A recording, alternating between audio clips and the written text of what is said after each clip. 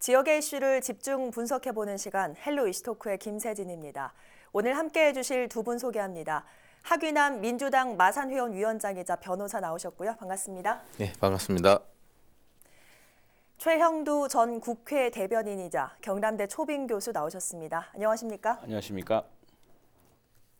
네, 전 국민을 경악하게 만들었던 거제 묻지마 폭행 살인 사건을 벌인 20대가 항소심에서도 징역 20년을 선고받았습니다. 원심이 유지가 된 건데요. 자, 박 씨의 항소 또 검사의 항소가 모두 받아들여지지 않은 거죠. 예, 이 사건은 한때 우리 지역 사회를 아니 전국을 달구었던 매우 묻지마 폭행이라는 아주 안 좋은 그런 결과가 있었던 사건이죠. 네. 1심에서 원래 경찰에서는 그냥 상해치사로 갔다가 검찰에서 이제 살인죄로 기소가 돼가지고 1심에서 징역 20년을 받은 건데 검사는 이 정도의 극악한 범죄에 대해서 형이 적다라고 네. 항소도 했고 또 본인도 또 형이 너무 무겁다고 항소를 했는데 쌍방의 항소를 항소심 재판부가 다 기각하고 원심의 형이 정당하다고 한 겁니다. 네. 이게 이제 보면 우리가 형법에 보면 살인죄가 5년 이상 그리고 5년 이상 사형 무기 이렇게 네. 하도록 되어 있거든요. 그래서 우리 이제 대법원에서 정하는 양형 기준표라고 있습니다. 법관이라고 마음대로 하는 것이 아니라 그래서 아주 극악한 범죄에 대해서는 사형까지도 할 수가 있거든요. 근데 거기에 보면 아주 죄질이 나쁘고 네. 또 사체를 유기한다든지 전혀 반성의 태도가 없고 또 인명에 대한 지나친 경시 이런 죄질이 아주 안 좋을 때는 사형까지 갈 수 있도록 돼 있고, 근데 이제 이 양형 기준표에 보면 이 이제 혐의자가 20대잖아요. 네. 그래서 또 뭐 그 술에 취해서 기억이 안 난다고는 하지만 전체적으로는 크게 부인하는 입장도 아니니까 예. 이렇게 개선 교화 가능성 그런 것까지도 보고 해서 그러나 이제 최하한이 5년보다는 훨씬 높은 20년 정도를 1심에서 선고를 했는데 항소심 재판부는 뭐 그 정도가 적정하다고 보고 있고 그래서 이제 요즘에 이제 재판은 1심 중심주의로 가고 있습니다. 그래서 네. 1심이 정한 것이 특별하게 잘못되거나 또 1심 이후에 상황 변화가 대단하지 않는 이상 원심을 존중해 주는 경향이 짙습니다. 그래서 네. 이번 사건도 적절히 판단했다고 항소심은 더 양쪽의 그 더 이상 추가적 주장을 다른 사정 변경이 없는 상태에서는 받아들이지 않게 된 겁니다. 정말 거제 사건을 비롯해서 최근에 강력 범죄가 잇따르면서 사형제도가 부활해야 한다 이런 목소리도 높은데 어떻게 보십니까? 네, 이거 죄를 지은 사람의 당연한 벌을 특히나 강력 범죄, 흉악 범죄를 저지른 사람에 대해서는 그에 따른 처벌이 있어야 된다는 게 국민 정서가 높습니다. 네. 그 최근에 이제 여론조사, 리얼미터 여론조사 기관을 보더라도 52%가 사형제도를 이제 시켜야 한다, 사형제도를 사용을 시켜야 한다는 이야기고, 그다음에 38%가 반대를 했습니다. 사형 집행에 대해서요. 네. 아예 제도를 폐지하자는 건 8%에 불과했습니다. 그래서 전반적으로 국민 정서가 사형을 실시해야 된다. 흉악 범죄를 저지른 사람은 사형을 시켜야 한다는 여론이 높습니다. 이것 예. 때문에 상당히 인권에 대해서 굉장히 그 관심도 높고 한 이런 현 정부도 국가인권위원회에서 사형제도를 폐지하자. 국제적인 규약이 있거든요. 국제적인 협약에서 사형제도를 폐지하자는 그런 협약에 가입하기 위해서 폐지하는 게 좋겠다는 권고를 했는데 정부는 수용하지 않았습니다. 사형제도를 사형제도 계속 있어야 되고 네. 또 흉악한 사건에 대해서는 범죄자에 대해서는 사형을 시켜야 된다는 여론이 높기 때문이죠. 그래서 지금 최근에는 이제 청와대 국민청원 게시판에 이제 근데 고유정 사건에 대해서 네. 사형을 요구하는 국민청원이 벌써 20만 명 돌파를 눈앞에 두고 있습니다. 이런 것들이 참 어려운데 그런데 국제적으로 보면은 사실 미국을 제한 대부분 선진국가는 사형제도가 없습니다. 프랑스, 독일이라든가. 왜냐하면은 한동안은 이런 나라도 사형을 많이 시켰는데 과연 사형이라는 게 범죄를 처벌하는 효과가 있느냐, 범죄를 예방하는 효과가 있느냐, 그리고 그것이 무엇보다도 목숨을 또 뺏어가는 일 아니냐, 목숨이라는 것은 누구보다 귀중한 건데 또 이런 여론도 있는데 그리고 또 하나 사형을 시켰는데 나중에 알고 보니 이 사람이 범인이 아니었어요. 그런 오판 가능성 어떻게 할 것이냐 이런 일이 많은데 그럼에도 불구하고 아직도 죄에 대해서는 당연히 벌을 내려야 되고 또 흉악한 극악한 범죄에 대해서는 사형이라는 걸 해야 된다는 국민 여론이 아직 높습니다. 예. 정말 뭐 국민들의 법 강정에 치우치기보다는 많은 논의가 필요한 문제인 것 같습니다.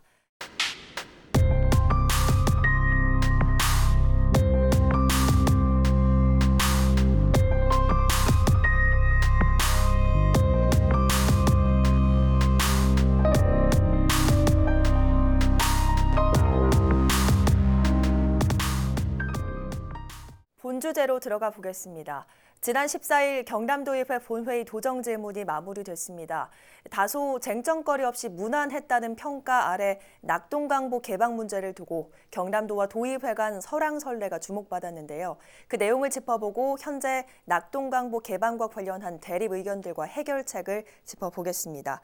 자, 먼저 낙동강보 처리 문제 현재 어떻게 진행되고 있습니까? 예, 이게 정부가 특히 이제 뭐 지난 정권 교체 이후에 이 정부가 4대강 보를 철거하겠다고 상당히 무리한 조사까지 해가면서 이 지난번에 그 방침을 내놓지 않았습니까? 그런데 네. 그 이후로 지금 전국적으로 반발이 큽니다. 특히 금강도 그렇고요. 금강의 그 이른바 민주당 지방자치단체장 시장 군수까지도 상당히 걱정하는 그런 상황입니다. 이게 당초 정부 의도랑 좀 맞아떨어지지 않는 측면이 있는 셈입니다. 근데 실제로 정부가 이제 이 조달청에 발주를 했습니다. 조달청을 통해서 4대강보 처리 방안 세부 실행 계획 입찰을 의뢰했는데 네. 조달청에서 이게 입찰에 응하는 업체가 없다는 겁니다. 예. 그랬던 바람에 모두 세 차례나 이 용역 공고를 했는데 아무도 응찰을 하지 않아서 절차가 중단됐다고 합니다. 그래서 네. 지금 이게 이제 말하자면 건설업체라든가 이 용역업체라든가 또 이 실제로 4대강 주변에서 사는 그 4대강의 그동안에 어쨌든 혜택이든 무엇이든 직접 경험했던 주민들의 이제 여론이 상당히 큰 변수로 작용했던 것 같고요. 예. 그래서 이것 때문에 지금 그 낙동강뿐 아니라 이 4대강 16개 보 전체 네. 전체를 어떻게 처리할 것이냐. 그리고 부작용 완화 대책을 이제 용역을 냈는데 그 용역에 응하는 입찰한 업체가 없어가지고 지금 전부 중단된 상태죠. 그래서 네. 합천, 창녕, 창녕, 함안보도 사실은 그걸 해체하기 어렵게 돼 있습니다. 이런 상황에서 정부는 정부대로 당초 방침이 있었기 때문에 이걸 계속 추진하려는 입장이고 지금 자유한국당은 야당 입장에서는 이게 이명박 대통령 때 추진된 사업이지 않습니까? 네. 그런 정치적도 쟁점도 있는데 4대강보 해체를 반드시 막겠다. 4대강보 해체는 이게 이제 주민 여론이 상당히 큰 변수일 겁니다. 주민 여론이 4대강 때문에 못 살겠다 되면은 지금 선거를 앞둔 시점에 어느 누가 이걸 옹호를 하겠습니까? 네. 근데 이제 주민 여론들이 가장 큰 변수가 될 것 같습니다. 예.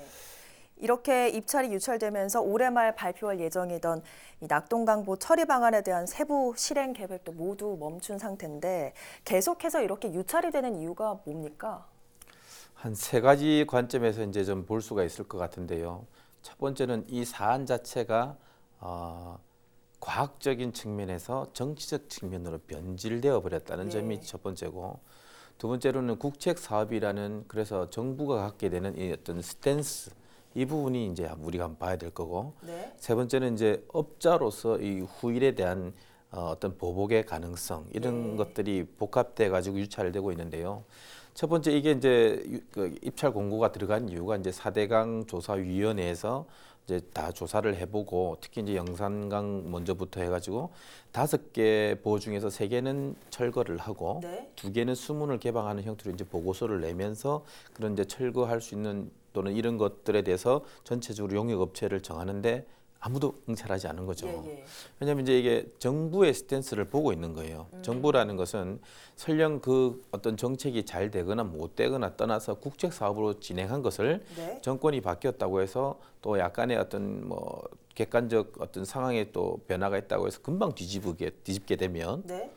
또 앞으로 이 정부가 했던 정책이 또 다음 다른 정부가 왔을 때 또 뒤집어질 수도 있잖아요. 예. 그래서 정부로서도 이에 대한 분명히 어떤 국정 방향의 방침은 맞긴 맞는데 또 이걸 쉽게 딱 밀어붙이지 못하는 이 약간의 좀 미적거리는 스탠스가 분명히 존재합니다. 네. 더구나 이제 정치적 쟁점화돼 버려가지고 총선에서 전 정부와 현 정부 또 진보와 보수의 어떤 낙동강이라는 것은 과학적이고 물리적인 문제인데 이것이 네. 정치 쟁점화돼 버려서 좀 약간 미적거리는 점이 존재하고, 그다음에 이제 업자 입장에서 선뜻 나섰다가 나중에 혹시 다른 분위기가 됐을 때 네. 거기에 삽을 떴던 것은 배제한다. 그러면 괜히 안 한만 못할 수가 있으니까 네. 업자로서도 쉽게 지금 응찰하지 못하고 과연 정부가 확실하게 밀어붙일 의지가 있는지 또 여론들이 그것이 뒷받침돼질 수가 있는지, 정부로서도 이제 이게 금방 끝나는 사업이 아니니까 네. 더구나 선거에서 굳이 쟁점을 만들어서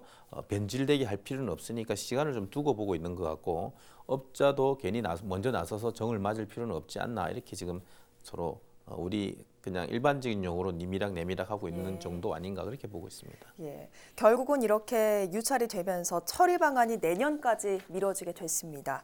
이런 상황에서 이번 경남도의회 본회의 도정 질문에서 낙동강보 처리 문제가 언급이 됐죠.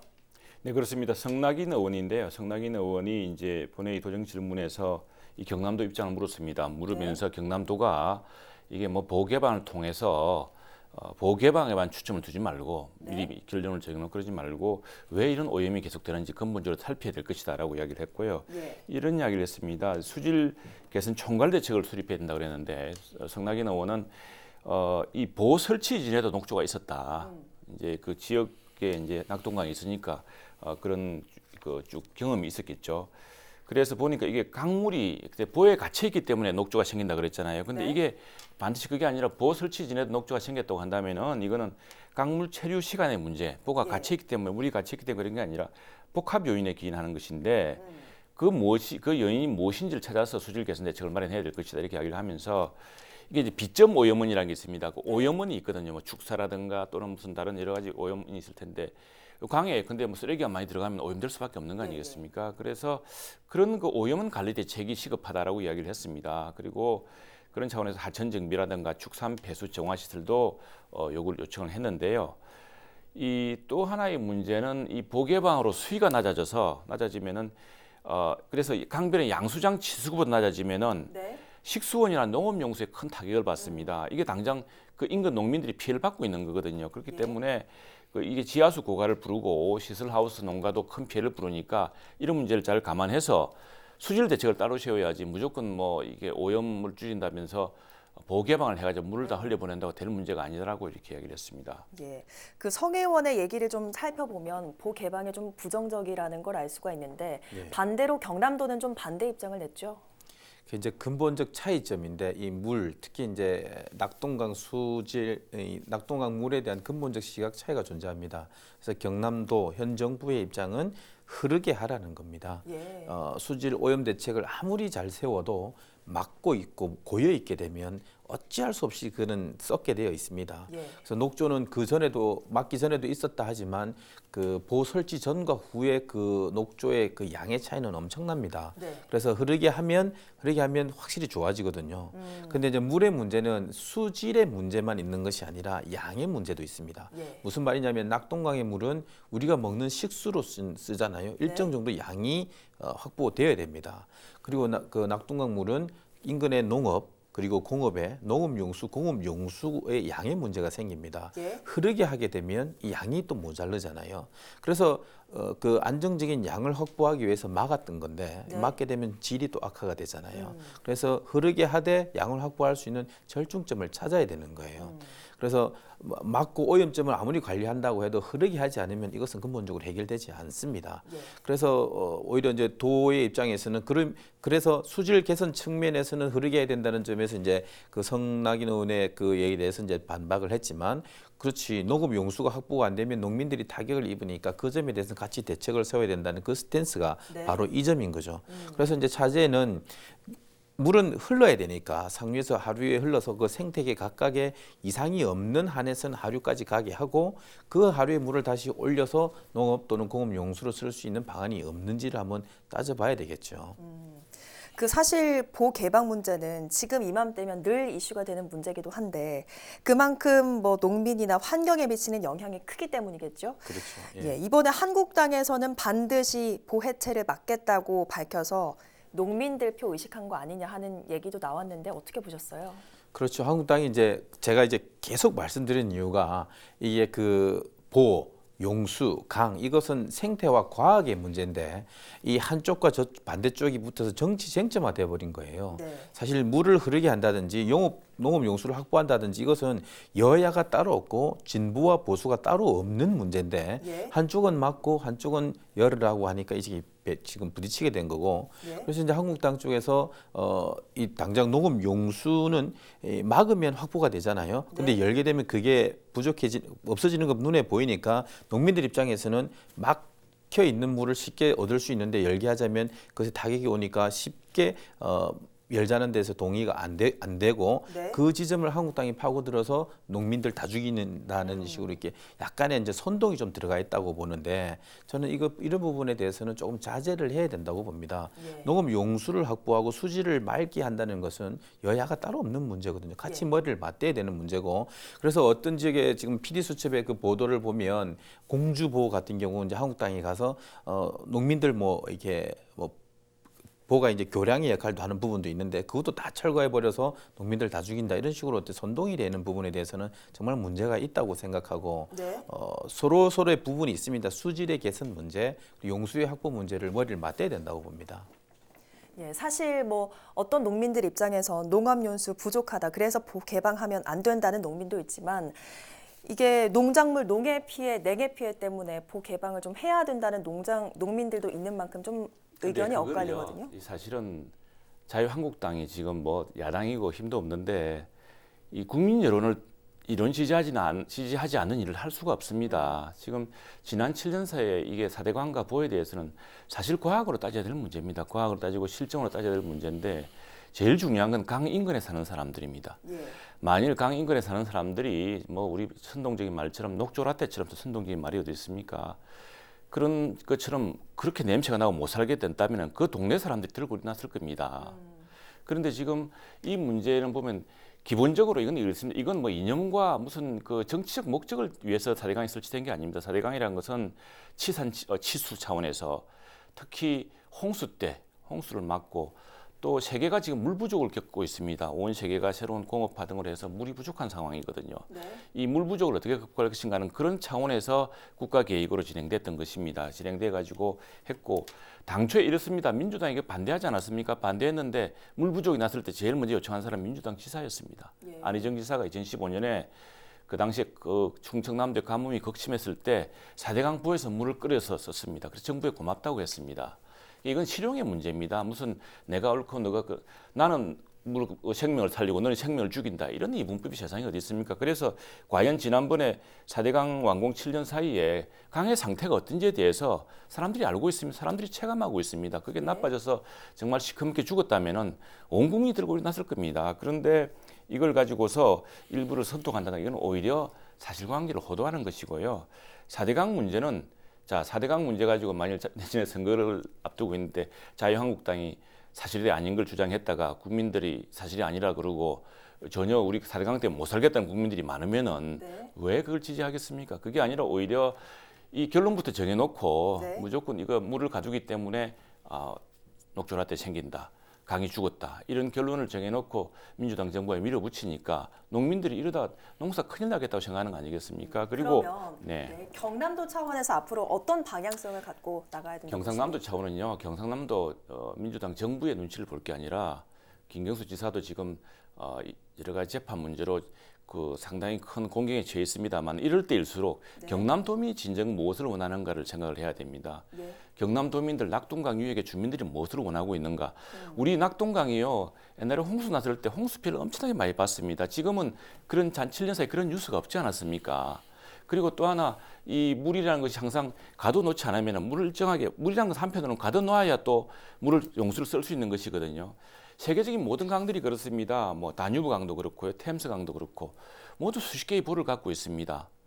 보가 자체가 나쁜 게 아닙니다. 그거는 물론 용수가 많아서 물이 항상 깨끗하게 흐르면 좋겠죠. 그러나 어떤 상태는 물을 좀 천천히 흘리게 해서 그 물을 쓸 수 있도록 해야 되기 때문에 그게 필요한 것이고 예. 그런 상태에서 그 수질의 문제는 보다 근본적인 대책을 생각해야 될 것인데 이게 강이 죽었다든가 또는 뭐 이런 결론을 가지고서 밀어붙이는 건 이게 실용적이지 않고 실사구시에 맞지 않고 그래서 경상남도는 정말 도민들 낙동강 유역의 도민들 그리고 또 낙동강을 지수원으로 해서 물을 지금 마시고 있는 도민들을 생각해서 정말 그 진짜 과학적으로 생각해야 됩니다. 예, 알겠습니다. 낙동강보 개방과 피해 대책 마련은 전후를 따질 수 없는 필수 불가결한 사안임을 다시 확인했습니다. 동시 추진으로 가닥에 잡힐 가능성이 높은 가운데 이를 어떻게 현실로 일궈낼 것인지 지금부터 고민이 필요해 보입니다. 오늘 헬로 이슈토크 여기서 마칩니다. 고맙습니다.